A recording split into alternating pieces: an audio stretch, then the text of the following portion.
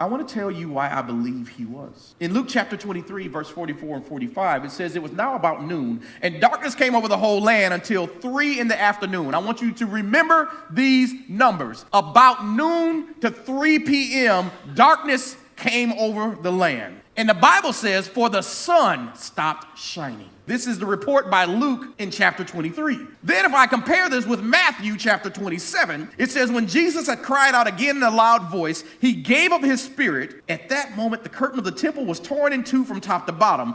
The earth shook, the rocks split, and the tombs broke open." It's a lot happening. The bodies of many holy people who died were raised to life. They came out of the tombs after Jesus' resurrection and went into the holy city and appeared to many people.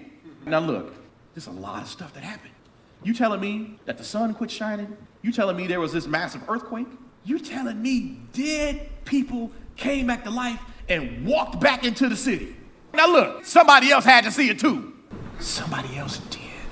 There was a gentleman named Julius Africanus who around 221 AD, he quotes an earlier historian named Thales.